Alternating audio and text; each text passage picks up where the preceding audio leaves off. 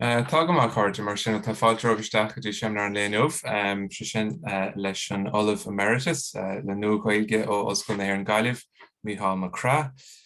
Tá seanna caite Míchéal gandát tír in Gaillimh, sa Róimh, Cambridge agus in Notre Dame, meascáilte na eile. Agus tá sé de chuirim ar fé láthair lé leis an ábhar cartlanna ag na pronsiasig i gcéal iníon léinín áta bhfuil sé lonathe fé láthair.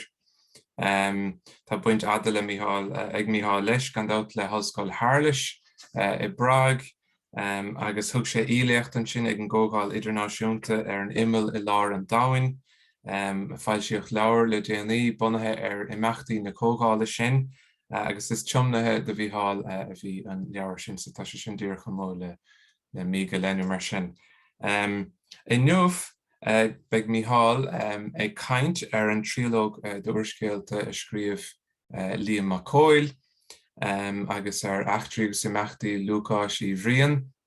Bhí cúpla córas samúlaigh a gomhéins Míchéal fé seo agus fé Arturo Pérez Reverte agus a chuid scríbhneoireachta, so tá misú le seo, agus do chuid teorachaí fin Capitán Alatriste go háir a bhí híl beidir chuiristeach a puinte éigean tásúla gom. Ach Péisce sa Oslo Mise mar sin a bhí híl Oslo Mise an PowerPoint agus tá fáilterót tasnú mar sin níos agus ríist fear na fáilte rót ó bhfuil thar ceann fiantar scoil na Gaeilge agus ar muochas leat as a bheith ar fáil in uaflin é seo dhéanamh. Gur míle mágad a fáric carthosaí an spéisial i Liam Mac Craith. Bhí mit rééis airí as agus imeacht ón ó Gaillimh agus imeacht an Róimhe agus bhí cinál tuairim go méid an am sin nach méing a bacha le nua Litreach na Gaeilge mór an ní smó agus go níróing ar an seachtó agus ar an nachtó hí stéag. Agus sin iarabharm léirmheas a scríomh ar an litir an chéad leabhar an trílóg agus tá mé gofa ó hin. An chéad ceann eile fáric le de heil. Seo na trí leabhar an litir a tháinig amach sa bhíon chábíle sa héineag agus cháchéad seachtó séileanachán, i dtír strónséire chábíle sa ceithrdéag, tríchéad octadóileanachán agus bearach na Spáineach chábíle sa nídéag, chéad agus ceirileanachán agus dúirt darach ó scoile le gur bhéigandó an cló a laidú le nach méach ach sé chéad sa ceirileanachán. Rud an spéisiúil a tháirle tháinig an dara hagrán den litir amach nar a tháinig nar a fáilsiú i dtír an tríú hagrán de an litir amach im mbliana. Agus sin nós sin rial a bhaineann le trílóga a ngach teanga nar a hagan leabhar nua amach sa tre go ndéantar go gceannítear a bhhaid níos mó coipeanna den chéad leabhar. So nílas ag an buinte seo a mó duine a lé gach an trílóg ar fad go fóil agus sléad go bhfuil éileamh air. An chéad ceann eile fáric le dheil. Sin mar a tána clúdaí an leabhar brecha chuireann amach iad agus is sléad ó na clúdaí agus ón deara a dhéanann cuimhán ó scoilaí an clíomh agus an chluichdeoireacht i béide déanna clúdaí agus an sin an marcaíocht ar nós na Gaoithe sa seán láir is léir go bhfuil béim an mhór ar an achtraíocht ar an gríomhteoireacht agus ar an teanna an ngachcéim seán déanna leabhar seo. An chéad ceann eile. Tosnaíonn an litir le martíar a chrochúirí ghuivinní aspa chuan agus chunare an lá clia ar an géad lá a feabhra séideach. Bhealach nílann sin ach tróid an cúla starre a chuirt a chur ar fáil dúin. Bhí crothú de bhenaí bhí sé 8 bliain d'aois ní ó dochar bit an ach bhí an rialtas a géirí pointe dhéine, bhí sé de géirí catlachaí a scanrú agus bhí sé de géirí béidir na trísí chatlachacha na seanacháil a scanrú ar réon drama farla min sin na bliana séideach sa trídéag. An chabaidir sin táhachtach díreach an cúra a láhdóin. Tá chodeligin leabhar nach glúdaíonach lágus ihe, tá chodeligin leabhar site an gáile, agus buinn sé le Lúcás O Briain dalta is scoil Alistair Lynchí, agus tógtar amachchas an scoil é ag cuine faoi cheilt le sagart íosánach a leagan de chudaméid litir ordrúnda a thuirteann na roibe agus é a leagan isteach lábhe é inéil. Fáitir thorp an té a thocraí an chuine sa chudib agus é sáte sa chliomhrach le bhéire in léisisin. Agus an waidin dar gion ar atá Lúcás ar tíad ar bordlinge ag Samuel na Franke bí an córach pinsórach é le spiador dar Benjamin Sionach atá géirí é a wach ach éiríonn Lúcás é a chuirde agus dul ar bordlinge. Thug méid faoi dearg an am sin trí ichné ar le faoin leabhar seo. An chéadrad an minchur sios ar chahar na gaile bheith dús an seachtaí stíag. Ní bháin go gur ólas ar chahar riamháin na gaile bheith idir chráideanna, lánaí, fórsaí, chuirteanna, áiseanna, bhuthraíní, cheataí. Cuirimid ólas chomá ar bhulathe, fuaimine agus margaí na carach. Anion go daneoch an síl bríomhar le stiad na bailí go mórla Lúcás an gló an rec na plóid daine ró aine go leach ar a chéile, fós bhí dríocht a go téin a baint leis na páirceanna smu agus na strochaine bíad a leatre. Bhí gaillimh an trádálaí ilteangaí an, raclach le úslan an Atlantaí a rec a chuid leis an síl mór agus an síl mór i tríalaí. Ach an sin bhí gaillimh chiúin na ngarithe an, gaillimh na strochan, Bhaile na gaisi beagas na loch, áhan na gaillimh héin agus na hiláin, an altanach, an nia agus an na mráithire, ar ó sé breanúirí ag an nóméid sin díreach.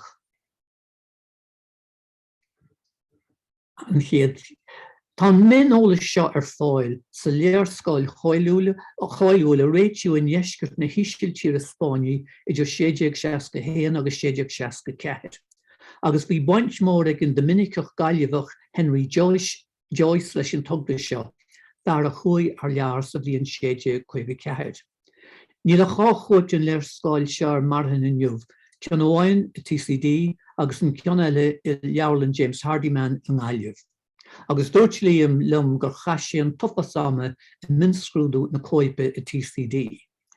Tá an léargus atá líam a coil ar chaile a bhd ní speachte na Walter Mackin Seek the Fairland níide chuigní atá site don chuide smó an gáillimh sna 1650 nuair a bhí Sir Charles Coote ina uachtrán ar chonacht. Agus ní mór tagart i dhéanamh freisin de fáraigh go ciamháin an leabhar an charhuid chohíl sa trí uairscéal metafictionúil ina lean gaillimh na muilíse agus gaile na bliana 1993 is deach ina chéile. Is fearr de fós an tuiscinte tugging ar gaile séohí stíag ó tháinig Sir Paul Walsh Renaissance Galway delineating the 17th century city. Agus léiríonn lear Paul Walsh chomh minchúiseach is a cheadaí líam a cóil na foinsí. Agus rud spéisiúil sa dara hagrán gen ar an tolllehanach tá an léarscáil luaite, agus chomála sin tá na ainimnach na sráidine tucha an Gaeilge sa dara hagrán gen leabhar, faoi mar a tugadh i mbun lehannaí ar léarscáil na bliana 1654. Och féidir do bogará. An Baragné gin chiad leabhar ná na ceaptainna pinsóireachta an Lúcás ó Briain ó Jacques Brochard speisialta na cháchabidil leabhar le Saldarm agus le Guarda. Fólamíonn an léthóir chomá leis an ógánach faoin pinsóireacht mar ealaín uasal onórach ina bhfuil túsáid ag an scill ar an baisin agus nach ach ag an am céanna nach bhfuil leidirrod agus trid uasláin má tá a bheithe an bhfuil. Déanann Brochard tagart do híthar cáiliúil Ridolfo Capo Ferri, Gran Simulacro dell'Arte e dell'uso delle scherme min léargas ar ealaín agus ar úsáid an chliamh sianas séideag sa hindeag. Agus mónan brochure an clas dearnach a tárólas aige de Lúcás an passato sotto. Cinál gabolga an seachú hístéige tá an. Agus brunnen sé rápéid agus midóg Lúcás so nimíonn sé a thuras haar jaar. Rud atá géis go bunúsach sa passato sotto go déan an pionsóir leaghlúin agus go sáin sé in níos faoi gáirde agus faoi chliamh a chéile chóraigh. Bíonn Lúcás tarann sé cheachtain na brochure chríd an trílóg fad, go fiúr ché na gaiileh a héin so le déan sé bar linne. In sinne sa dar leabhar den trílóg bíonn sé muir in Glastonbury is Sasna, agus an bealach na Spáineach seasan ilúint brochure dó Bruges, Lubboin agus roiimh féin. Agus be mé caintear sé ar ball, bheabhróch an chorach éonar pionsóireach de Bruges an achtere war an chluicí sa chearnóg war Bruges a críoch an scanáin in Bruges doin. So iarach den vetifiction an sin in núsáid ag Liam McCoyle. Uadanta bíonn intin Lúcás chodíirithe sin uisleacht agus ónórachas agus ar ealaí na pionsóireachta gur buildó dearmad dhéine ar aimime díaltasacha a chéile chóraigh ar chumas sa teach leis faoin uisleacht nach faoin anóir. So caithfidh cinál go minic bíonn ar Lúcás grím áile ar héin agus rá seo scéal báis agus bethe ní ealaí nó cliffe tá gceistin seo. Da mé fi smíú ar réamhthachtaí do Liam McCoyle isce thucha chun cuimhne. Tá clú agus cáilir le ar an trá a bhaineann le d'Artagnan a tosnú le trois musketéir nó trúr muscadóirí sa bhíon 844. Uiscéal starre tá Lunny sa rang sa bhíon 16. Tollamh Dumas ó Walter Scott cén chuí le blas na húdarach agus na fírinne ó thuirt dá híthir le charactar starú le fírinnecha úsáid chomá leis na charactar haulitheacha a chuim sé. Ach siúdas bhfuil leor achtarí pionsóireachta an seo. Ní léon chur síos ar an pionsóireacht mar han ealaín ar le ag Alexandre Dumas. Tá uiscéal eile aige le meatra darn an máiste pionsóireachta agus cheapachta na béidir go dúireadh sé seo leideadúing. Mar tá sé seo bunathe ar chopé sé Augustus Chríostié a chuig go St. Petersburg sa bhliain 1824 agus bhain clú agus saibhre na post ach nílach buint an imimeach ag pionsóireachtaín le forrás an scéil. Agus siúdas go dogan Dumas léargas báúil ar an teilech imparúil doin, bhíonn leabhar faoi chosc sa rúis go dtí an fiche huis. Díl éon rud de báirt ag an sichar seo le trílóg Vicóil. Agus ró lánach na pionsóireachta i trílóg Vicóil a chur snáideh is deachar gan uiscéal Arturo Pérez Reverte a bheabhrú el maestro de escrime an máiste pionsóireachta. Lugu Pérez Reverte sa bhliain 1951 agus tá sin na thuiscéalathe is spúisiúla agus is mó cáil sa Spáin. Tá el maestro de escrime suite sa Spáin sa bhliain 1868 agus an tír a bhruach réabhlóide. Ní bháin bhfuil ceachta na pionsóireacht lárnach sa scéal ach tá charactar a bháin a géirí an clas haar chlasna a álam ón máiste pionsóireachta is fearr Madrid don Jaime Astorloa. Sá maraf a brúnde a cheap don Jaime héin, sá nach féidir a wach, sá nach bhfuil múnse geach. Ar nos trílóg Liam Vicóil agus an passato sotto, tá sá agus an pionsóireacht nasca gudalú le bart litreach rúnde bhfuil drama bháin a géirí iad a chláánú agus an drama eile a géirí iad a chuid. Tá mar sin tána an chosúlacht idir an dá uiscéal seo an sa léir. Chomáile sin sa nuaiscéal Spáinise tá teideal na gabaidí bunaí ar stratéisi pionsóireachta. Cabaidil héin de la Salto, báta pionsóireachta. Capitule 2, attacke falso doble, am sprege dubbelte. Capitule 3, tiempo incierto sobre falso attacke, ame ginche in am sprege. Estocado corte, am scar, attacte grisade, schlauna. Es een gaatje forsade, onsi een land. De la llamada, an appel, an rarm, a punto desnude, a lana nochte. Agus tá tierni mar seo, in úsáid trí chias i Liam McCoy, cyn al olas onti vistje an alin hain.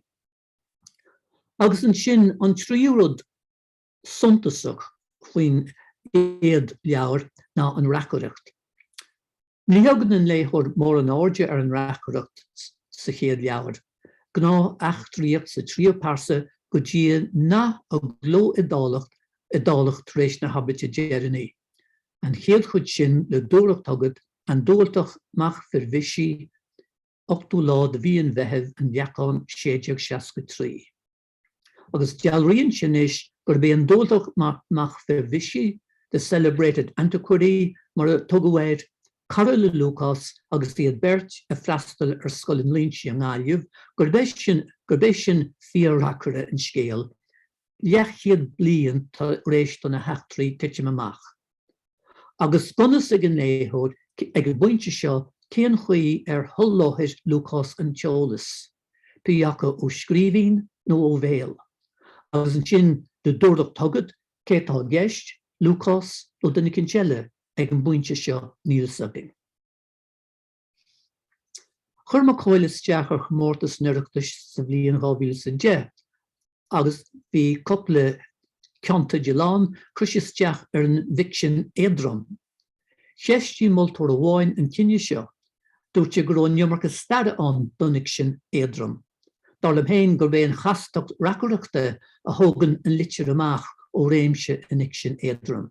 A réon chuí níor bhain sé an chéad dúis, an a thusamh le buile marfach ó an chéad dúis, agus roinn Colm Coníile, even behan scoláire, agus Liam McCoy an litir roinn siad an dara dúis atre. Agus sílam béidir gur tháinig sé na chuine gur nach bhfuil an seo ach an chéad chuid de chríológ. Má chuirmuid go mórta sé le tríológ Hilary Mantel. Gachéon cheann de na trí leabhar is scríomh siise bhfuil fáil, críochnaíonn sé a pointse le tá lánstad nádúra sa scéal, críochnaíonn sé le ddícheanna Thomas Moore. An dara ceann Bring Up the Bodies 2012, críochnaíonn sé le ddícheanna Anne Boleyn. Agus an trío ceann The Mirror and the Light, críochnaíonn sé le ddícheanna Thomas Cromwell. Éanad ar le gachéon leabhar den tríológ eici sin, mar sin is féidir idir léamh an áardar bé, tosnú áardar bé, tás agad cáil tú a dul.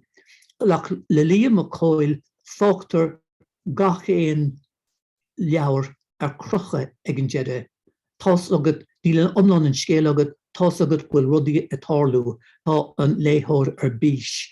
Agus ar bhealach ó bháin béidir gur cheap na moltóirí nach roise sin sásúil amachchas amach. An chéad ceann eile. Dír strón sé a 2014, an tám seo bhuaigh sé dúis in iireachtas don ic sin generalta. Ach má bhí an chríoch fáca crocha tá tús gan chuine in seo. Ceapan muid Lúcás agus ceapan Lúcás hain gúil tríon na lunga ar San Malo sa Branc, ach is go bristó hasna atá sé dul. Tá plán Lúcás curtha ó bhá fiúháin sa le dosaíonn sé, ach déanann sé áilte éigin. Raithh sé ó bhristó go le scéal go lomháin agus lorgóidh sé cóilíonn sin an bron síosach flearí ó mé chonare. Ach na roiinn sé bristó amach tá chathair ina cíar chóthil. Tá poursuivant Sir Elias Creep, an imiantach é sin Sir Elias Creep agus bíonn sé gléasta in éidir éadí duhan tamar fad, tá sé sin tréis teach go bristó, agus tá sé sa tóir ar chatlaí, tá faitios ar an gcathair ar fad. Ach dá riire níos sa tóir ar chatlaí go generalta tá sé ach ar Lúcás go háirithe. Ní higann Lúcás sin. Tugann sé an clóca dearga tá aige le tean trua de bacach óg éireannach, agus go luúna dhé sin fátear corp sáte an éireannaí gúlráid I lár na cathrach. Faigheann Lúcás Stígin ó Heileach Caitleachach dar slinne Mortimer, mar saláiríonn John Mortimer fian de Jacques Brochard an Gaillimh. Okay. Agus réitíonn muintir Mortimer crófolaí de Lúcás, agus choiríonn siad leis éalú amachchas an gcathair an bhaidin dar gion an ngunnas, ach tugann críp suas leis in Glastonbury, agus marach gur tháinig an sionach a gabhar ar Lúcás fach a fuirt séinte. Maríonn Lúcás críp ach gur títear an sionach go donna freisin. Raibh éag dó chuir sé niúl de Lúcás nach é náid ná spiadóir é ach ord chunsáble é mhór inéil. Ach sulla néigeann sé impíonn sé ar Lúcás fáil ré leis an nitiúd. Agus ré sé deir an leabhar fachtar an léthóir le níos mó ceisne na rulba eile. Cén fá in nearna sé iarach Lúcás a stop an Gaillimh.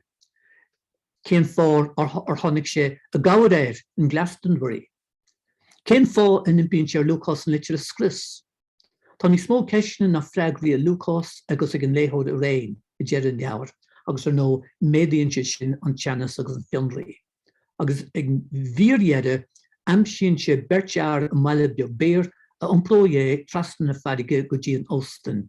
Beidir damach agran eile an leabhar le chur amach, beidir go gáróg sé leis an léthóir damach baile an de dhéisceart, damach léirscail an de dhéisceart hasna, beidir idir Bristol agus Spéir le go digach an léthóir cén tró na bhfuil leabhar dul.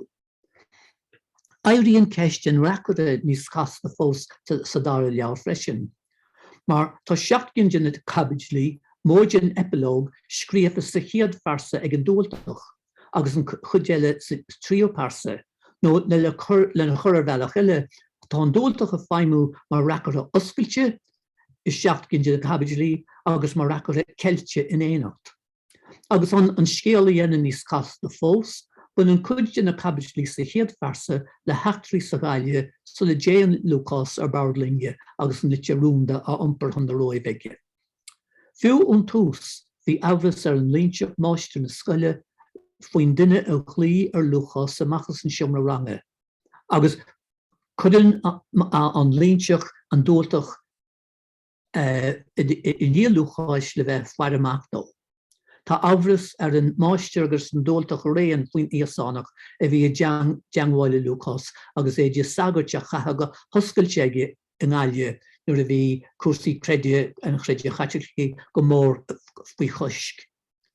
An taithe pléimeann an sagairt íosánach I iarrainn ar Lúcás an litir rúnda a bhreith ag éonéil sa roimh. Cúi an Gaillimh a chalastar líonseachs na híosánaí is Salamanca sa bhliain séide agus sa dónar bhí sé 7 mbliana déag, nuair a chluisear a chláinte scuil uachtarána an chomuné úna bhóideanna sa bhliain séide agus sa naí. Díl sé réireann agus thosaí an múna sa tíorscoil a buniú sa bhliain 58. Unan scoil sin clú agus coil amach faoi Stewart Alistair. Bhí a thach chónathe in úsáid mar thach sábháilte díosánaí a bhí a taisteal rian éartar. Ní raibh néanar ar fad sna híosánaí in éideann sa bhliain séide ag fethe, agus beagánaí níos lúna sin sa bhliain séide ag sa dóideag, agus bhóileat mar sin go mbeadh aine ag an líonse chuire. Bhóileat freisin go mbeadh an taithir pléimeann leasas teach Alistair nó go gnóg sé féin ag an scoil. nó an rá an gnó a bhí idir lábha ige rúnda fiúháin dó si. Agus ceisteile nach mór don léthóir a chur ar féin, an muineann amhras an dúiltaí leis an mbliain 62 nó le hiorchun na bliana 65, mar tá an dá leibhéal ama feimú an seán tá mar fad. Bealach na Spáine chohíle sa nídéag an tám sé níor chuir an túdar is teach ar chomórtas nuireachtais, dá godach fach na moltóirí a feimú fós tá an leabhar go fada sin. Agus uair amháin eile tá tús gan chuineaging.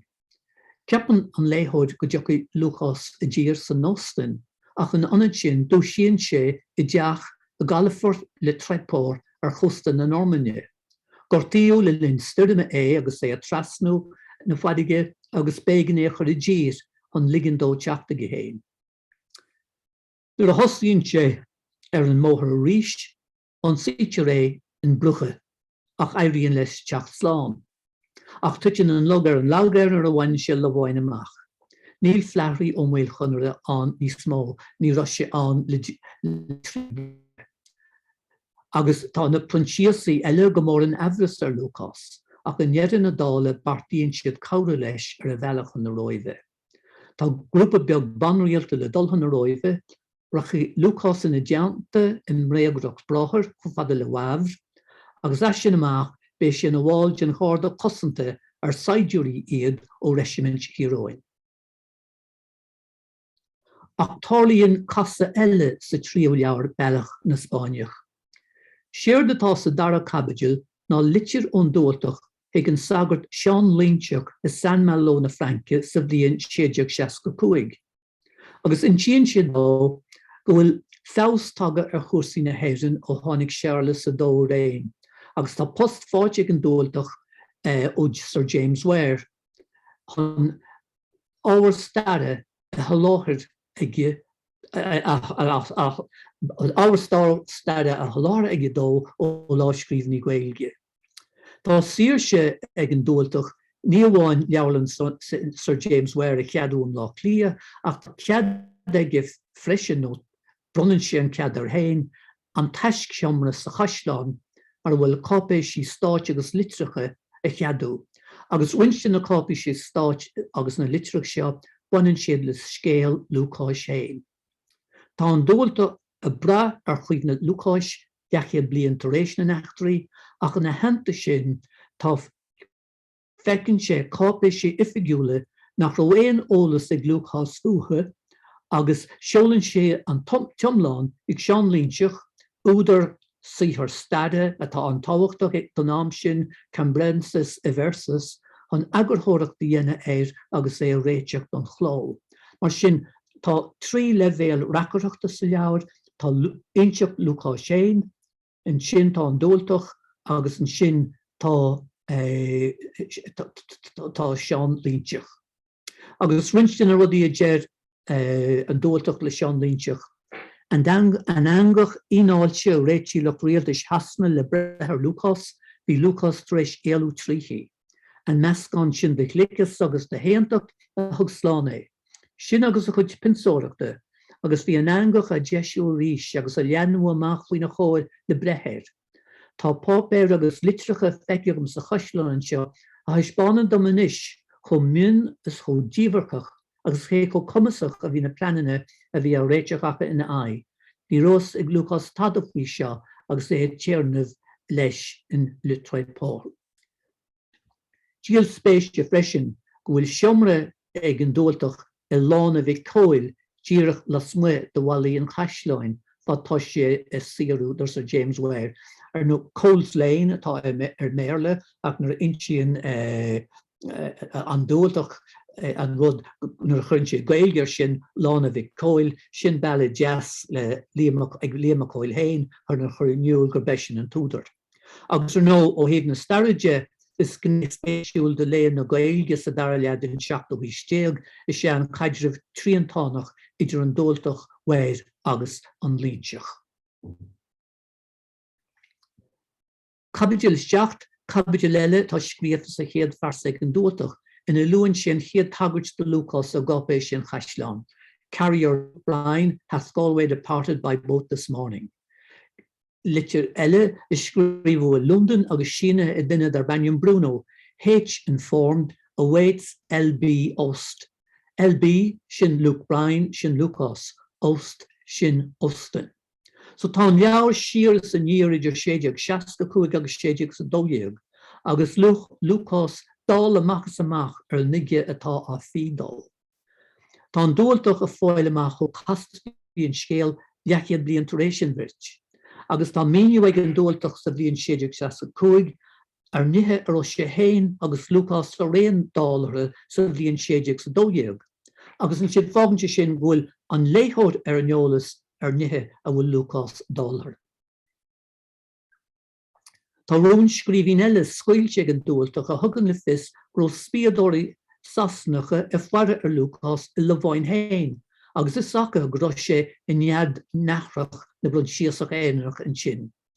Tá lán bhainín fear scríomh na litreacha, beidir an tír na Salisbury, as Bruno, an cuaram na litreacha chur Grís. Tá cóide an rialtas a meas na néidirnach hain a bhí co-aibrú le tí agus seanscrbéis Trumbull, ambassador hasna sa Bhrésil. Tá Lúcás a taistil am réagrach brothair ó Lomháin go bhharb an sin filion séar a chumíocht tain, ach níor éirí leis bob ó bhla na Sasnaí. Sé firin in scéil nach ró éon duine sa tóir Lúcás, mar nach ró éon gá leis níos mó hí plán eile bon. Agus sin an Liam McCoyle nó an dúilteach a chur ladar isteach sa scéal. Cuidtear an litir an faiadó, bhaile beag in Canton Chiquino in Eisgurt na Helvéise, agus Linda Lúcás benna rom cholle. Bhí sláidán éir agus tugu deach leistó ach deach chuin a bhí aonse daríre. Nuair le thuisíonn Lúcás tá an sláidán leiste ach tá an litir imi. Nuair a chuirann sé an sceán agus an scílaide, tuigann sé gur duine an wacla a bhfuil sé taiste leo a chuid an litir. An príomh-áhastrach an tíor Angela Lombard, neacht le hardaspagád wacha Padar Lombard bhfuil cóníar sróibh. Jeannan Lúcás praisich faoi agus é géiríonn litir áil arás, in ardaglas Milano agus in Parma. Agus in iad tá na dála tá litir tucha ag Sir Henry Wotton, de hailóróg le bre leis an roimhe agus é a thuirtear Love de Bruno, Villa Falcone ihe in Carol Aibran. Gan de raibh Lúcás ach an hailóróg a leanúint an roimhe. Uair amháin eile tá sé róháil an seachada na litreach a chosc, agus tá an litir fáte Bruno. Ach tágann sé suas ar Gerald le Bruno, ach chéta an ach an tahar pléman, an sagart a chur cuaram na litreach éir an chéad lá riamh an aileamh, íor hagart atá ag obair don na Sasnaí. Duine de na gníomhairí is contúirtí atá Salisbury, agus is an sin a higann Lúcás gur bóliú bob ón tús. Córach éonar pinsóireacht eile an na maríonn Lúcás Bruno agus éiríonn leis an litir a thabhairt go néil, agus brunú í an litir ón tús. Na tuisí galghréalacha Maria, tar éis an aine a chur na litir ag géirí a ré ón néil teacht arás. Ach ar nói is ainmneacha falsathe atá sin. Ní raibh sé gceist riamh go mbeadh Lúcás an roimh amach. An plána bhí an go mar rófiam listó é agus go bhróglóg Salisbury an litir mar ionaise ar chochelig in aon rí, leis scéal an tailte na déiseach a ainm níos a litir a chugisteú. Sunnantacht, óisleacht agus clisteach Lúcás a chur plán Salisbury a bhá. Nuair a higann é ón néil cad a hála dá riire, tá sé géirí leas a bhainteas an litir chun éirí amach a thionscint ach ní ligean Padar Lombard leis.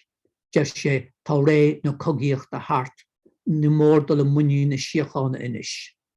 Dóitir an litir áhfuil snar bhain riamh agus ag an deire Lúcás, níor bhain don litir níomhnach sin, níor seolaí, ní bhuadaí, ní hantí inis, níor bhain riamhde. Agus an sin tá íor ocail I deire an tríú leabhar. Íor litir ó Gratianus Lucius, ainm pleite chean linchi ó San Malos na Franke, á méigin idir 67 agus 67. Agus scuilíonn sé dietí ará gur dán an waise don leabhar gaeilge chur neagar, ach sé fleagra tá go mar sin gur thugamsa chur an dúilteach an téacs, agus mar an dhéanning sé agar a chur éir ile sudden cé dhéanach é, agus zóldum nach an ceart na gaeilge a Spáin sé scríomh sé hagam ach an scéal ancient. Agus ar nó sin cinál clasíocht dianta ige an réamhrá is scríomh a chuméach angel de scahan hacrament na Harry, agus sin sample elegant metafiction a bhí in an úsáid a Liam McCoy. Lúcás an dúilteach agus mlínteach trú racarí an scéil, agus beidir gur bí an ilracaracht an tré is spéisiúla gin trílóg. Agus bheabhróg deismreacht na hilracaracht a uaiscéil lára me kenna doing words to shake my name faoin siarna Edward Fitzgerald. Go bunasach sé tá an tá rud ag an Míchéal leis lean an sin hí scláí aige Tony Small fargorm ar chas sé leis na stáit. Agus an sin scuilinn sin sláí sir agus tagan Tony Small ar eis go héirin.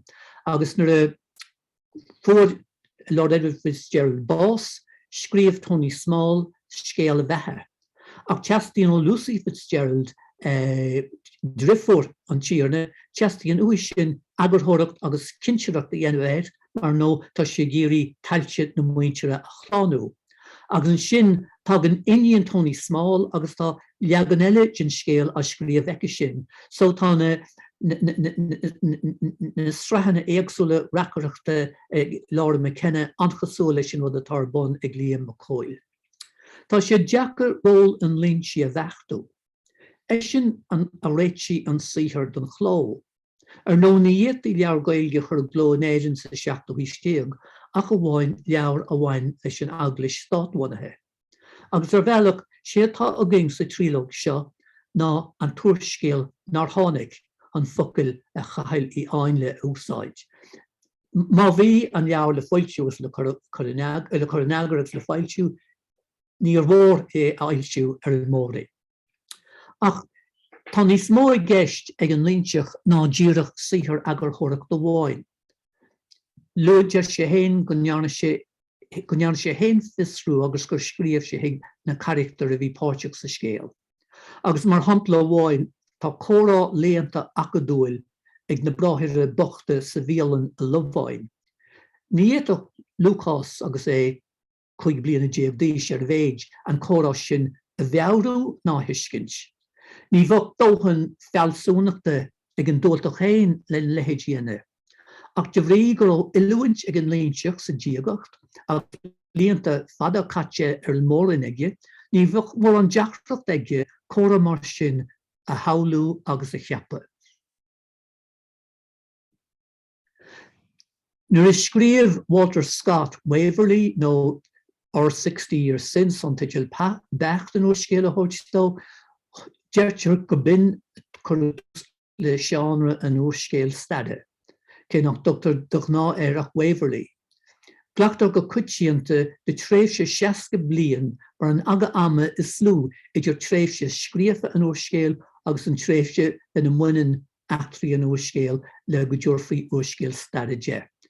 Fuil siú Waverley sa bhíon 8 sa 4 agus buinn sé le hairí amach an Stewartí an Alban 45 60 bliain. Bliain na Spáineach réite don chló idir 67 agus buinn sé le sa bhliain 62 an tréimh sé an tachrama céanna. Lúcás Ó Briain bóchail scoile agus mé géirí an amach le ní lútear céní se tá aige go becht i leabhar be gin trílóg. Dearing bhfuil séidir 4 bliana déag agus 6 bliana déag. Agus fléime seo le Liam McCoy agus bíon Liam McCoy, creideann Liam McCoy gúil an túlar marmh, so ní míon leis a híar hain a phlé le daoine eile. Ach déanta sé le gur bin mór an níos tá aige. An bhfuil sé ró óg don na heachtaí go léir bhfuil sé páirteachanta. Ach dás daoine ógus suas agus tháinig siad Nineveh a bhfad níos tuaisce ná amach a saoil inniuh. Chrocht mar henne ar Arturo Pérez Reverte. Scríomh sé sin uaiscéalte faoi Capitán Alatriste. 7 cín ar fad agus tá péide eile beartaithe. Agus is dalta cuimitice ag an Capitán Alatriste dar bainnean Íñigo Balbao y Aguirre a rugadh sa bhliain 60 agus Íñigo ina hananta sin tá sé páirteach na heachtaí go léir a bhíonn an captaín gofionta, cogaí, cathanna, léigear, plotaí agus mar sin de. agus tá rinste na hetri a wad ní skráne agus a wad ní sfuiltí na mar atá Liam McCoil. Tá an trachú coilúil sin gonnearnú scanandó agus gonnearnú telefíe dó sa Spáin sin inigó sa scanán. Agus tá siomh idirlín ag Pérez Reverte. Agus tugann sé ólas bachostéiseach faoi gachéan characters na húscéalte ar an siomh seo. Agus ceappa únta gentú dearmad bhfuil tú pléile húscéal mar tá an teolas có bectin agus na dátaí có bectin go ceappa bhfuil tú pléile character starúil agus bhfuil an túscéal bunathe a character starúil agus character de chuid na saolaíocht a machas amach inigó. Ach an rud is táhacht í dúine beidir an darasrahan sin gur fógu ina díochta nuair a fuair a ahar bás léigear cogaí. Agus ag an buinte sin gur chlach go deacha sé faoi chuimiige an capitán Electriste mar gur gheall an capitán dá ahir go dúireach sé ahir dó. Sin rud is táhachtaí. Inigo inchi an achtra an chaptain Electriste sa chéad farsa faoi mar a inchi an Lúcás achtra na bliana séideag sa dódhéag don dúilteach. Agus leirtaí chulam cilio coppla seachtain ó hin, dúirt Liam McCoil gúil sé gobert ar leabhar de cheanál eile ar fadanis. Ach thug sé lealeide go méide go bhilneach sé ar Lúcás arís. Céanach ní gá gur bunaíú Lúcás go sanuil ar inigo sílim go bhfuil go leor go súlachtaí atre. Is díalachtaí iad a réin, is déagóirí iad a réin timpeall 5 bliana déag díis. Glachan siad bert páirte nimachtaí móra starra linne. Is pionsóirí maithe iad bert. Agus mónan Electriste allí na pionsóireachta inigo faoi mar a bhónan Jacques Gauchard de Lúcásaí. Rud éigean faoi metafiction Louis Mahana Coles Lane agus lána bhí Coil. Sin tá sé sin ráite go Mahana. In sin an córach pionsóireachta idir Lúcás agus an spíor a gáilde William Heath ar bhár an chlughí sa Cheanóg in Bruges. Pionsóir crochananta Heath an passato sotto féin in asca chuid clasna. Ach tug an críoch huban leis an gcórach éonar nar a chahan an sasnach gortathe héana amachchas an bhuineog a mór an chlughí. Sta scanán in Bruges 2008 chahan an gunadór gunta Ken Brendan Gleeson léim chráit hana bháis ó bhár an chlughí chéanna. Níhain bhfuil metafiction in sin nach tá gá bhean difriúla in úsáid an scannaíocht agus an litríocht. Is píos a metafiction agus idirhéagsúlacht den éanacht an ír ocail le Seán Ó Lynchí i deireanna trí láige an luimén ráite sin Seán Ó Lynchí déna airis ar éach angel. Idir héagsúlacht eile sa chéad leabhar, seo córa i Jack Thorne a bhfuil Lúcás is tíhead. Cheastíon rí ó gona má, tá sin fíor ar sa tánaí a caiúla leataí bhar Lúcás, dlí olamh orm rí. Níor le Lúcás a bailí é, dlí rí coch a chóíon. Sin versa a stán le Seán Buí Mac Brúide, fille a bhí a réim sa cearúthaí stéag agus ar nó bhí muinte bheith bhrúide ina bhilí éireachtúla ag na blianaí, dlí olamh orm rí, dlí rí coch de chomhíon, gí slúad de chrumó fá chuing dul dá olamh a orm. Léiríonn sé sin an spéis atá ag Lúcás in éireacht do wintere, tá sin an versa ón gearúthaí stéag a chum a reic de gláán beabhar. So le déan sé chun na roimhe tug na dhéideol láiscríbhín de litríoch na mrianacht dó, mar cinál talisman nó mar ruachlach. Agus tá an láiscríbhín sin beagnach chó táhachtach do Lúcás leis sin litir héin, agus dálann scéil sin láiscríbhín agus níon litir a chuidir an brú. Agus chudann Lúcás a bheith muoach chun ní áil aráis.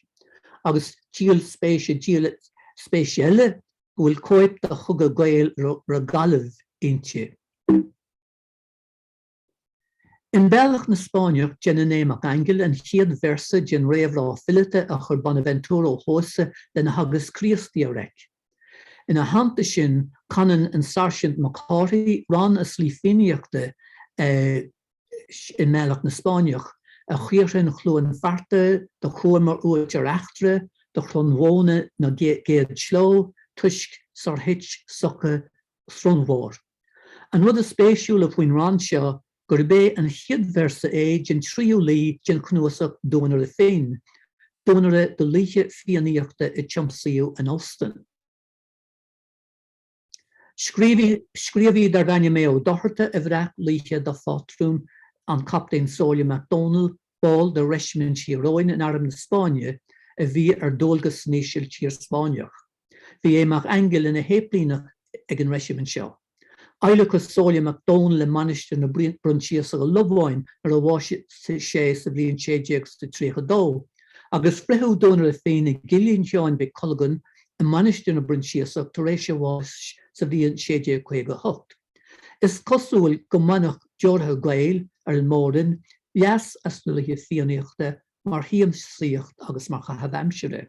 Mar sin croíonn sé seo ar fad siad harba nádúra do Bealach na Spáineach nó don chuid sin de Bealach na Spáineach atá lonathe I lobháin.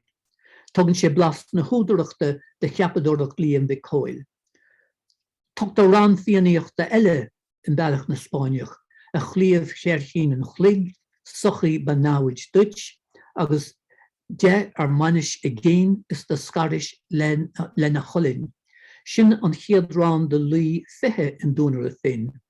Is dán omóid de chliamh oscar itá an, agus na gníomhar a gaile scaisce a rinneú leis an gníomh sin, agus tá rec an versa sin har a bheith tráthúil a ggóhéachs an uaiscéil seo, tus go ganan an Sergeant J, díreach tar éis dó Lúcás Míchéal I mon pionsóireachta.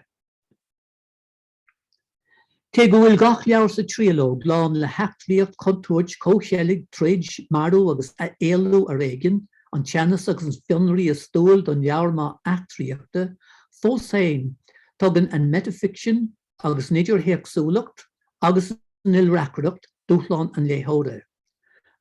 Eachtriacht gin sco ach eachtriacht léanta ag an nám céanna. Is féidir tainne go bhainteas an tríaló gun na tagartí ahans, ach is móg mór fada an tainne a bhainaí an léthór ilte eiste.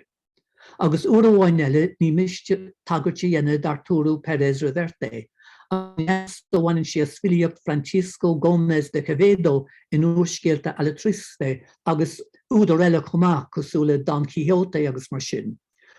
Tá an tra le fáil I méle, fu mé rinseach ar íosacht do fáric agus tá rinse eile ceannaí agam héin. Agus beidir go bríochnóid mé le sleocht a bhí i Times London faoi Alatriste, a thinking man's adventure novel agus gá leiscéal agus an leagad inscnach atá úsáide Times London, where sword fights and acts of daring do are interwoven with wonderful passages of poetry and gems of historical and cultural information. Jetach Shiva Taguch, the Liam McCoy Freshen, Gramage.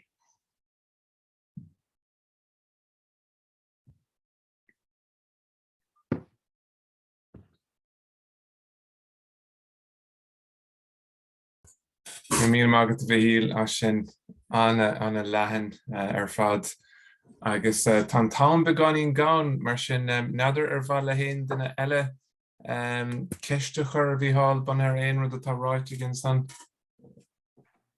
Fád an féidir lumsta Ceiste an gur sin rud igen eile ará brónarm be me héin gimach den is go mar ach tá sim go deo agam a bheith híl snuhuirscéaltas fiction starúil agus caiimar agam main an soltásta ach in aine blianta fada a bheitthe a léú níor thula mé an rud sin faoin bhín tréimhse 60 bliain a bheith idir achtraí a hála agus an sin cinneal contas fictionúil ortha buna dhé sin agus níl ar nóid níl bheith argóinte faoi ach a wakatú sin again no Sílim go be Georg Lúcás skrev the historical novel. Sílim agus an chud is móin jaar sin buinn sé le Hanlís ar Waverley agus sin cinál lua an tréf se ama. Tá bíine eile kaintú hin, má léon tú úscéal faoin dar go go damda, weil jetarrá sin tréf se 60 blian agus ní smó, ach má léon duine a bhí páirteach ar haidúr an túscéal céanna, beidir nach úscéal starre dó sinné mar sin brahanse ar an léthóid. An darad nar vistin am a bhí tú caiintin tearnú Lúcás Ó Briain agus an nóide bhí aige, agus a bhéite sé tar le goróise beidir róg ach an carta agad san níos sin go míú ledóga agus braf a caiiní óga fásta teachta ninneamh a géis seo bhád éir an níos áige ná mar a nision agus is cyfanlum rud a léh a bhí ag Diarmadó Devlin gynny'n yn ri o waithar sgriw se aiste chrwsach aiste civilian gafile star Josh wede. Agus luwe se yn Berta Aroga stadio Lynchachan agus mongan shilem and Cornelius o mongan shilem. A bi dúrú in a Dave gur orniu den jacu ag 3 bliana jeagdíis agus den ag 5 bliana jeagdíis a bhí Devlin arag a gaithe sé gur ara jeagan nó botu sin ach is ag an ísin a bhí siad ag taisteal chun na Eorpa le dul a mon ilúna péiscéire so an rud a dugan muide anóige ar fad na séir ní anóige bhí an amsin sin mé Margaret. Kieran. Bhfuil éon cheiste géin den eile ar bhela héine eile ceiste be chuir bhí hall.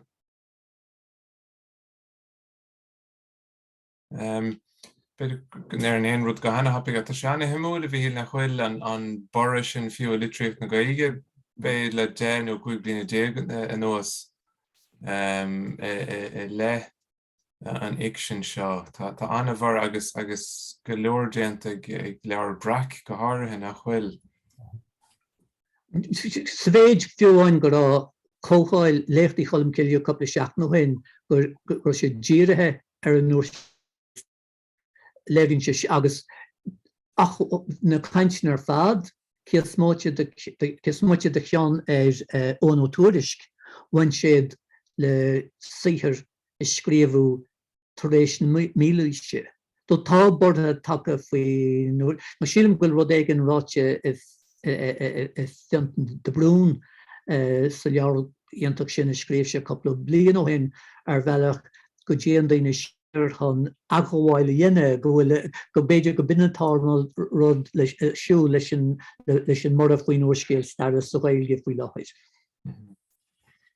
Anna bhí beidir go gurmid críoch le cuasaí an son mar tasan ghfuil cuairmí ar chuoine eile ach cháirde gur míle maith goibh as teacht agus caimid ar muoich sa churniúil mar sin de bhí hall as lécht cho lehan spregúil úntaach sin.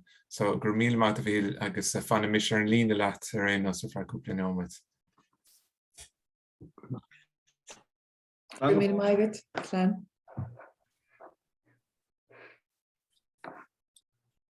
Well, tá éidirn bhí me dúrchan rá le éidirn de a bhaile cúpla focail rá.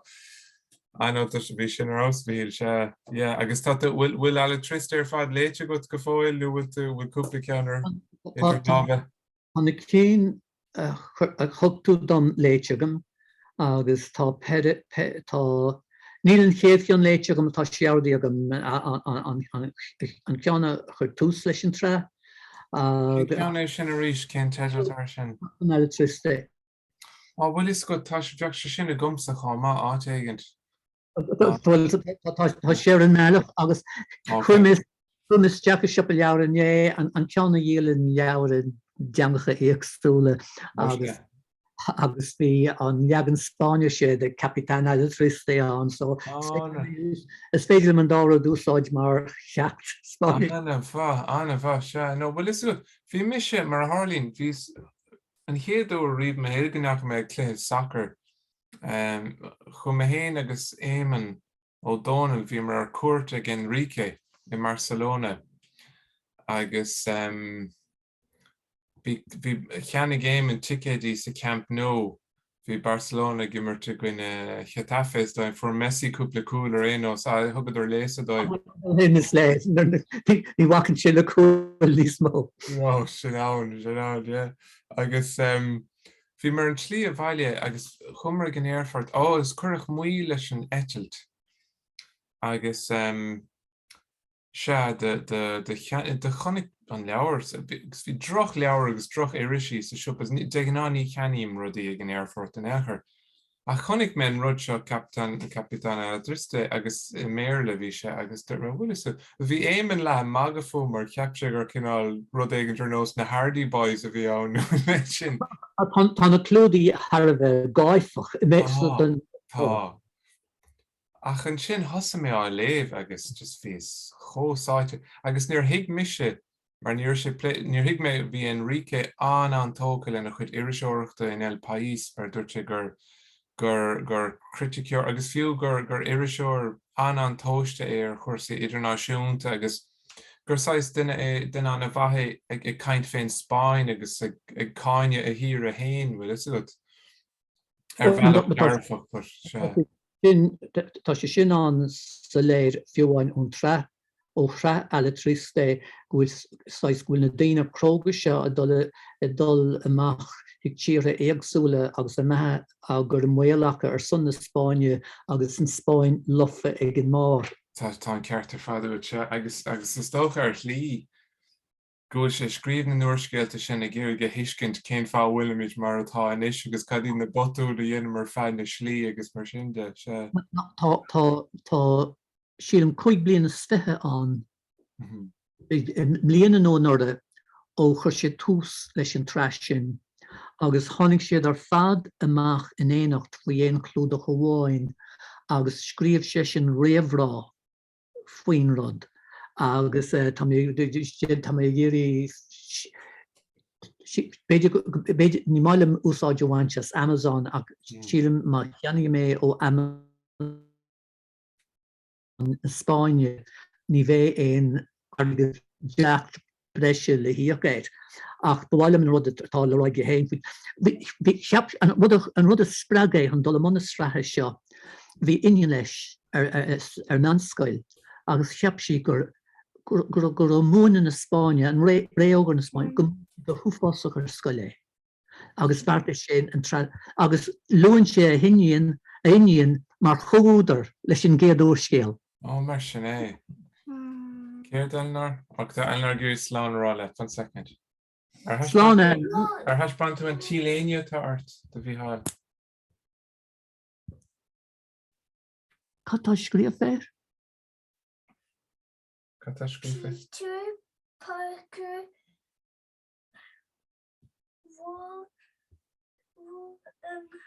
Sin fear atá mar Spider-Man. great Tá sí an tóca le Spider-Man. Is má leat Spider-Man?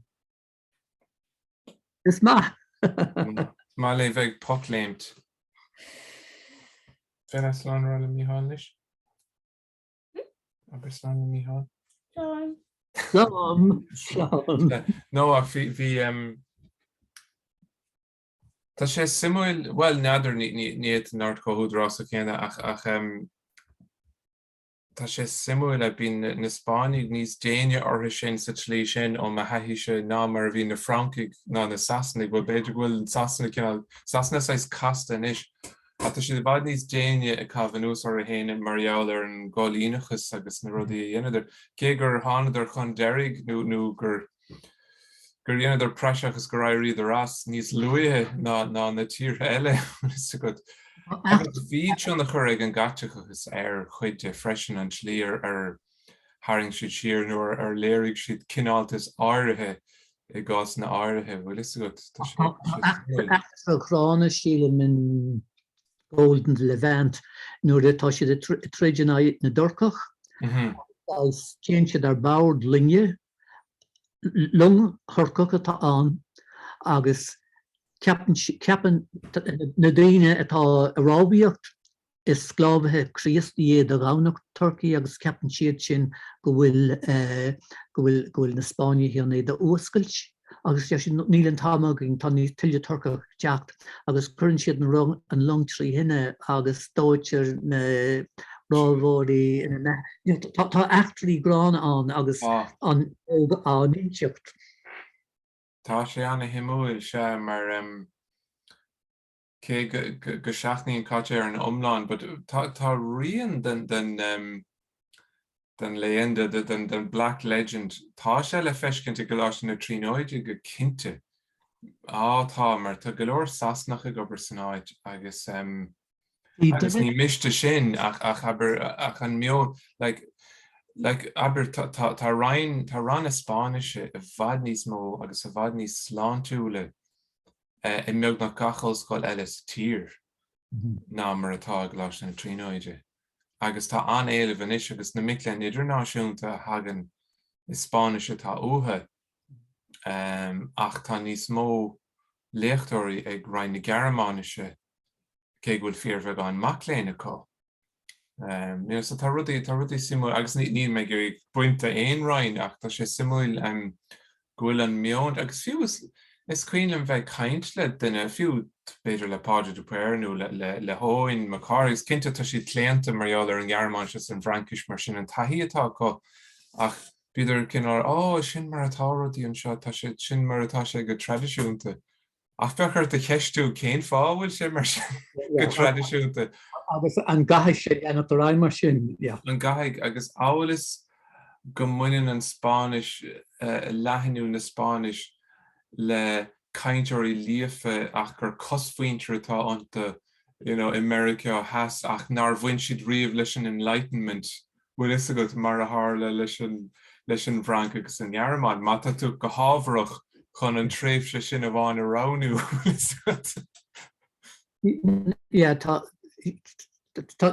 Tháinig me sé bhd bhí duine an scoláir na stade sa séuhíiste agus scríb sé bhd an spéisiúil faoin ré éilíseach an éireann gur mollú a scapfaí in éireann scéalta faoin rudí grána a bhí ar bunnig na Spáine America has agus sin nachmach na Gael tóca leis na Spáine mar chomhú. Simúil, simúil. Tá sé sin anna himúil mar an rud a thug mis sé féidir, well dairg mis as an Frankis le a chríicní ben bia rinne mé bia sa Frankis agus bóna mé sa rank ar feadh tamlín ach bhfuil chail me simime sin mar níor bhéon nasca gom leis an Frank daríomh agus chum mé go Prague bhí rá gom dul múna béirle Toulouse agus rána mé an post a formméid ché gur an tarige go donna bud fios gur mé bhd níos fear a Prague leis an léon éarnachs mar sinnde ach an rud nar higus go dtí as an choní an ná an meas a bhí a chuir na Sasnaigh bhíidir caintear an cinál naidir idirí agus na Sasnaigh, but is cinál sneaking regard a bhí an chuid bha ag na ach tá si le Gearmánic í tain gan áras agus bhí sé simúil agus ní hé nach go measa go mar an tír ná na daine ach bhí sé níos castan am mar a cheap mé. Radvan le má nuad an picture sin atá chlúdach an leabhar agus an colún in almost an waidin wide lár an picture agus an sin tháinig Gerald an géad chug dáhandaí agus na Habsburgaí an díbrí amach as Prague taringíú an colún an nuas a chuú an áide rí sé an líon an ó an orda. Mar sé. Tá sin spéisiú. Tá an ar hit mé sin is Tá sin anna himúil chuoinnig ar sin. Bhí sé an spéisiúil cinál éisteach leis an gurthaige bhí a radbhain deáil leis an cléireach a óscéal garí scoilí. An raibh. Spéisiúil. agus ach nuair a dúirt nuair a ddéirí mé dá bhiú an cléiricha eistú go seiceis dúirte níl dóthain ólis ag muintear na seice ar a star hain. Caig nach bhfuil mar bhí sé simú dumsa a cé gur daoine úsleid an chuid is mótánta ach na seiceigh ag plé le léon na hairnú le mar sin de agus go háirithe níl mé caintear Danielle ach daoine eile criticúil go maith agus drá ábalta bhfuil is go rudaí a léamh go miún agus uaireanta go géir ach tá siad chomh rómánsúil féin is star hainigh an sin.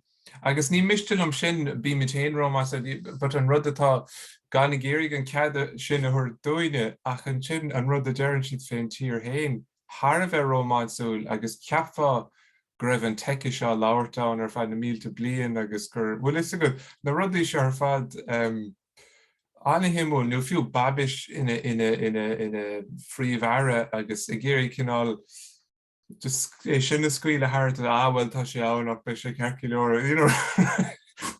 rudí mar sin tá siad tá sé anna himúil bhí me sé leabharlann i Mali beag ní cuioinem anam na háite ach ba le duine mór le rá de chuid na huisle san éuhístíog ach osteach a bhí ann ach bhí sé anna leathan ina chuid simine.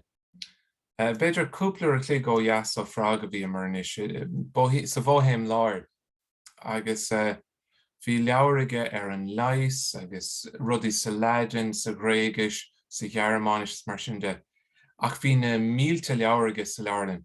Bhí beidir 6 nó 7 leabhar seiceise an sin. Agus beléir gur cinál díreach le Spáint go raibh rud éigent again. Ní dóilm nadidir fiú an raibh leabhart na seiceise ag an duine. Agus bin san éuhístíag bhfuil is gut. So tá a cheaps gur seanna himúil le trúbhéile cinnte ach tá siad duine siad talamh sláán tá go na rudaí úntacha ar fad atá sa tír an ailtireacht agus ligann siad ar go rudaí seiceacha iad sin bhfuil is gut. So abermíist cuideáin ist like aber fiú Charles's Bridge nó rudaí ó an séuhístíag nó 7hístíag álas gur brise gur rud ag an leanúnach gan bhrise. Ná tin go sé casta, but leis an First Republic déanach go leor a háú an sin. Dúirt rad an tearíamach sa bhíonn sé ag fithe agus sais cinál éiríamach podastúnach an éid forlás na gaiitlichach. Agus dúirt fí rudaí an dearcha bhí sean dubh agus Spáin ach tá daoine ag oscailte agus tuigeann siad marmach cinál is tócha agháil na gaiitlichach ní bhuch cultúr an cultúr barach íontach sin agin. So bhí sean sríant agus táiste na rudaí a dúirt. Ceir leor se mar dearann gur tháinig sé tríd sin mar scaoileam bhí sé is cuioine bheith caint leis agus le ban a míomh sé siúil amach leihí agus an cinál mionna bhí chéin go háire ná mar tascot mar dénach cinál léach náisiúnta I bhd an íg de Jan Hus álas gur léach protestúnach a cheas a gcuine na drochhatteach sin agus na rudaí grán na dhéanaidir mar sin de ach bhí cúpla chóir simú go bheith sin thar na bliantah ach a bhíos gon gur sé techt go dtí an pointe sin cinnte mar tá sé sin sa léir an ceart go ach daoine eile dhéann siad an cinál nasc sin leis an teiceis mar atá anéis agus an tír agus mo chuine mar léach mar chaiscíoch an náisiún sais. Aber tá mé cinnte go sin golóir sin cloiste go an airú sa. Móil, an rud a chuir íontas ná an nícinn sé an cinál béirle acadú le scríomh an Danielle scríomh. Dochreite nach chfuil, is cuioinm agus rí beidir ná scéile seo de Danielle, but is cuioinm Claire Wallace a bheith in éad léhí mar bhuaig Danielle dúis éigent ó den bhórthreachta sa scríosi ó Díráin agus Réineach agus bhí sé yeah. But gan dat níor gcuige cé so bhí cinál sonca but bhís álas go raibh an rud thar a bheith éadrom agus well ní éadrom ó thaobh ábharde but cinál light touch agus fillite ach gan annach chuid ainlí se an darla but ní éiteach sí mar níor bhain teice sé cían tam sin ná gcuige ach is cuioine fiú an tam sin bhí daoine rá go raibh an stíl sin chomh maisin aici. Is an folklór atá. Tá sa gom agus fiú dil si ar an ghaeilge ríist agus bhí mise caint leihí well tá an gurb an tanga cé gcónaí ach cúpla bliain siar ní éta sí chorá dhéanamh leat go héasca agus san isis ní léon deachreacht den éair a ríistearthaí. Nuair a bhí siam lá tríar cúpla seach nóhain ghaeilge bháin a bhí an chorá adran sin an chéad uair. agus limpsa leis agus bhí agus níor bhrú mé rud ar bitheirí mar uaireanta is tas níimiid sa teicis ar bheith cúpla nómad agus an sin bíon armsa éirí as sin ach agus an sin casmíid ar an méir le bheits ná níor bhéin. sé an tro ghfuil is tócha tá ranach cho beag agus tá radbhain cho tá sé cosú le handra is tócha ar slí tá sé ag gobar leis a gcónaí is go thomláin dír ar sin so margheallar sin níl postláin aimsre ann dé. Ach tá sí chomála héin duine có gan áras ach bhfuil sí crothach mar ghoine a beidir nach idir ceol agus filiacht agus mar sin de déir nar bhaile bheith pléile riorchan acadúil de hir. No, dearing nach mar sin tíorí. Ach agus gan dá chaisí go leor am leis an mac freisin. Tá radbhain le bíon radbhain am mothe gcónaí le tá drifort tá a bhain chéile dhéana tá si duna gcónaí i mloch well I bhorganmh ina bhfuil 8 cín áras an rud is le muintear dhéana an bhorganmh agus tá trúna ceathar drifúracha leihí san irganmh céanas na hárasáin so si héana thug an airad is napáistí go minic. Ceirt? Níor chuir méid léchart in éair. Bhí an fitbit dúirt si gur chuit gléchan. Níor chuir in éair? No. Tá rás ríist. No bhí méid caint le Míchéal. Ach tá tú ceac nó sé le slán rá ríist. Slán a ríis? Ceap si gur méid lécharí ach an fitbit ba. Ní tusa ach no tá like orintún ar bhí me caint tá sé anmh agus an íobse go réanas ach éiríonn leis annach chuid rudaí dhéanamh agus bhí mar cuairteach a cúpla báta agus bíonn sé ábalta éalú ar slí nach féadach Daniela agus bíonn fíor bheith gan cuairimí ar san ollscoil ach a bhain mata tú I Bust André. Bíonn ar consultation hours a lua beidir fe uairclaigh nó gcóirclaigh ach tuisc nach bhfuil na háisina san ollscoil. Ní caiisiad bheith ann ach a bhain ar bhíonn siad a tagasc. So mar sin ní léon rud eile le déanamh a cóistigh. So is féidir le bheith sa leabharlann nó in ifig nó sa bhaile far bhór na seachtaine. Agus sin bhfuil bheith raibhán bisisiúil ar aonos ach sin go bhfuil sé cho bisisiúil is árscoláir é chumá. A tá bherte cho cumasach tre dochreite. Ní rá sa caint le raibhán in éair an uair seo mar bhí sé le cómhas gachan bhí sé sitar an déhheile an bhórt.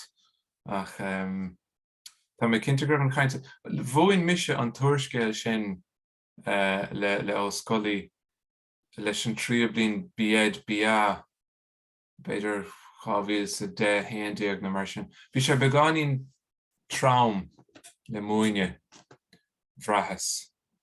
An cléireach se. sé cinál tá sé gruame sa chéad in sin bailíonn sé luas agus sin nar a thosaíonn an rud gunnar atá sé cosú le dúnar a fin ó leabharí chorhain agus tá dar leabhad agus béidir go bhfuil sé táhachtach don leabhar go mach an gruam sin trééis sin bhrisis sa cha agus cá rahamid agus cá tá ná dúin festa agus sin na cuomhní seo faoin Litreach agus faoi éisiir na hórpa go gurinn sé beochtteach san úscéal ríis. Sílim gur úscéal de lochbíor chéim is seachas spon chéim. Tan ceart fáú, bhfuil bhí an luchbíad chomásin an tam sin, gur airla mé ana blian a bhain, bhí sé an gúsa gom le tac. Ach an sin bhíarm sairias agus just clí mé le tac. Is cuasa semestre a bhí an gáíocht déag rénos. Deir mé as mar an rinne éar fe gáh líon agus an dara blion ná bhí sé róchaasta. Agus bhí deir réteacht maidir le caiideán amach léinn freisin bhí an tathú sin a tarlúnt go gífa fiú oscóir de gáthú le lis go ní éitadís plé le rud chud dechar sin. Si détaí an litir a dhéine le rang fochéime. Béidir in ddír strónséire a dhéine le rang fochéime. Ach sílim goil is úscéal don duine is spéisiúil gur chuir sé ribhe a dúspáid a chur líam a chuid ribhe fiction éadrom a scríomh. Beidir nach neart gur héin nach éach féach sé fannach gin levéil si. Níor hiig me se sin, bhí se sin an éimúid, mar ní sin éon gáir a bheine le Litreach éadrom an echar. Mar a hálan ar a bhí mé réiteach an rud léchtaí cholim ciile, chur mé fis thuiris na moltóirí san éireachtas féchas cadúirte, agus is an sinna is trí himpeiste fuair mé sin amach. Agus bhfuil bailach na Spáineach sáis bhfuil sé le metafiction agus idirthéagsúlacht bhfuil sé réimseile ar fad. Se. Tá agus mála mé rá ach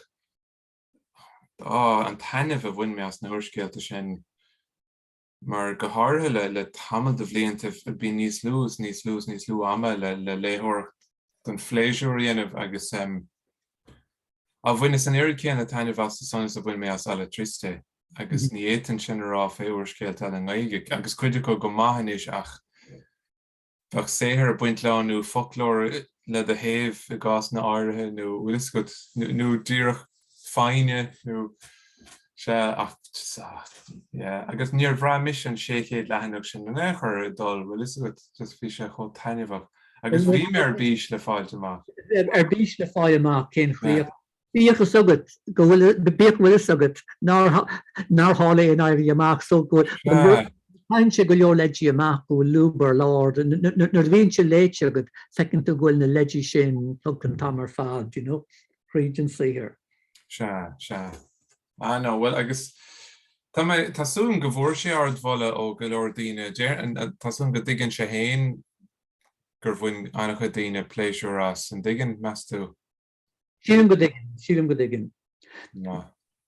Sílim ar bhealach ná an beidir go chunearn mé lá tá nuiri sin ama caiteagam ar líam a choilm líana, beidir go dóga mé sosúí ach sílim go bhfuil ábhar ailt ar díreach electricité a bháin agus an commórtas íana agus an rud an difríocht is mó atá atre ar bhealach an Spáin impreacht dul mhór ach é trúilethe agus an sin éire tíran bheag agus í briste brúite mín tá an chudas sin an ón tús.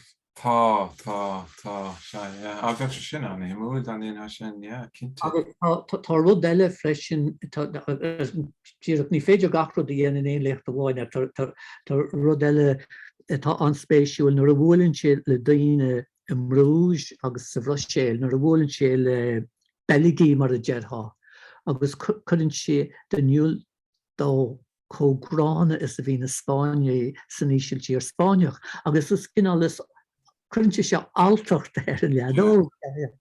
So tá sé fálam an tamar fad nach bhfuil dubh agus fáin. No, tá ceart agat. Tá ceart agat. Níor smuoine mis riomh sin ach tá aithne go mar ar as an íseal tír agus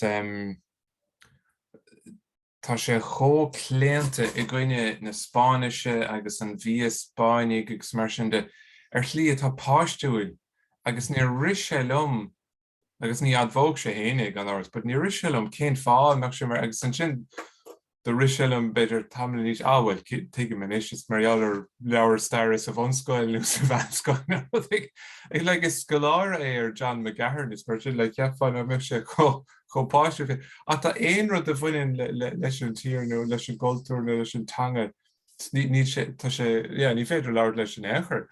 I guess it's layer go will quintus na creachti sin on gefoil in Mastine. Bhí pointse bháin nuair a bhreanna mé ar an siomh idirlín atá ag Arturo. Bhí pointse bháin an agus an chuirsí becht ar na charachtar go leibh. Beidir go bhí starúléid seo tá sé gent ag chomá sin. Tá sé dochreite tá agus chod déana an stíl atá ige bhí caitar sa Spáis tá sé aninseach túil ach go thomlan soléir sohiice. Níléon chlasíocht ige mar bhínig na Francaigh go minic tá sé géir go dicfií cé go bhfuil sé anna bheabhrach agus go bhfuil an stíl hain. Bra cliste tá sé fós an soléir. Tá sé no agus like ardhheasar mar iriseoir chum a chéine. Cogaí a bhí an a dúspáile. Sinnach beidir a chaí leis chuirsí gráne a chur nuair a bhíon grascar láimhán agus ní spárálinn sé an léthóid ach dearing bhfuil go bhacha sé rudí le na gáthúil. Tá sin an a bhí tá se nó is feargóid. Is caiime scuile tá níos gom bhfuil caite fós ar Zoom, but dearan bhfuil calpáil a brun ar chuoine nó lónú de déanamh nó rud éigen caiime fechant gunas mar atá siad. Inistum rud éigen faoin máirt le na míon tú. Oh gosh, yeah. Mar leis gan ar luaim me sin forma riomfosta né tá sin ar ceall.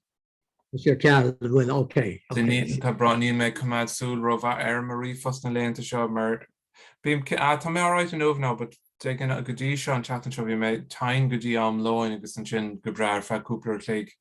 So yeah, bhí Ciarán Mac Craith dagmhailm a ní acha mé an riomfost agus an sin chuir sé ceann eile amach chuig an scoil ará go mbeadh sé ar ceall. Bhí sé sin beidir go mo chóir dó cinenne dhéanamh seachtain ó héin ach bhí sé géirigh rup a ráid leis agus tuigim dó ach faríir nach tarlóigh sé inis. Ach bhfuil tarlóigh ach tá sé chur ar aló. So beidir, yeah, nílis gom mí an ar mí fear beidir bhí. Dearing inis, yeah. Mar níor chóirgamach daoine beidir is seomra agus daoine canna agus a caint agus mar sin de leis an vírus inis. Sin mar tá cólaí eile am a chuid sa bhaile fé láthir tá COVID ar bhac agus ar iníon leihí. Neidir bhfuil sé fiúir í hain beidir gohfuil bhí si fanacht ar thorthaí. So sin berta goin nach bhfuil cinnte agus a cúpla duine eile atá broite gus nílas go bhí siad a broite an tanse caite ach ní raibh COVID ar deire fuair si tar a dúltach. So tá sé go rábachs na hoscoilena inis. Agus gan dá dearan go bhaine siad seachtain eile go dtí gohfuil na semester ar fad thart sa lenéine siad cinenne faoi an rud. Tá sé soléir cat ar siúil, mar níl siad a géig an droch PR a bhfuine leis na hoscoilna bheith dúnta ach simúil go leor mar a dúirt caite chumá. Inis tána miclén na gairí amach mar tá siad a géig na scrúdathe ar líne. Mar gan áir is fuair siad tarthaí ar líne nach fuair do riomh na saoil agus ba chumann bheith stig ar campus dus na léachtaí ach dus na scrúdathe go tobann tá siad anna fuairthe áisiú tá sé tá sé granar ar lí. So tá daoine sa dara bliain nach fuair riamh nar dhéon scrúdú bio ceann bhfuil go de hala scrúda agus tuige míid ar fad goil stras agus brú a buint le sin nach muinn le bheith site de chuid pajami a kaint le de chuid cardde cad a scríb méid an cheann seo. Agus cad a bheith á cuairmach níis ní féidir éon rud a dhéanamh lein is mar dearan siad go bhfuil siad an níos le brín ó go bhfuil an rudí sin. Agus bíonn sé fíor uaireanta ach ní féidir rud ar bit rá nó dhéanamh a hiile so.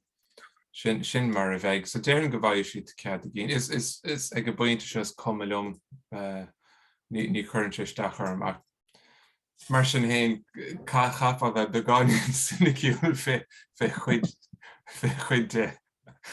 Ach well ar a líad dairigh lo an semestre a dhéanamh agus dairigh leis an rialtas é sin a chuidáil go dtí an deire. Tá mí téanana críoch nó teachtain seo an trínáid a críoch nó teachtain seo chuin, so glacham leis go UCD idir an árad chomáine me cinnte, so déir go mé ar lín an sin ní lis gom féin semestre se chuin, tá méidir tasnú ar an 10 lá a bhí anar, so Tá padar chun seminar thuirt an semestre se chuin, so chuir mé an ascan chud. Bhí dar ó Canéide le ceann thuirt an semestre seo bhí COVID ar a chuid iníonacha agus ar lehan stáisiún, so déine sé héon ceann beidir an semestre se chuin freisin. Tá mé géirí daoine eile ná ní cuioine manis. Ó se tá fearras America, Matthew Knight, níos go leanna go ar Srin sé ceann ar iriseoireacht na Gaeilge sa néamhísteag Americas na nuachtáin. Bhfuil gan ach se ceann gur buinte an go páidir go sí leis agus an sin natáise somnar in íag sin. So so tá cúpla duine aimimsethe gom agus chuir mé. Bhí sé níos éascar Zoom de an á daoine áid se. Ach rénos bhí gur míle a sin cinnte bhí sé chur a thuirce tá si ar Zoom na cúpla chuige nó í héin. Cé go sé héin leh roiide freisin nach rénos.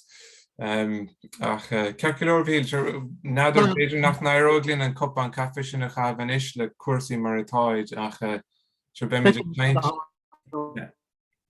Slán go fáil gur míle fáil gur mát a bhí gur míle.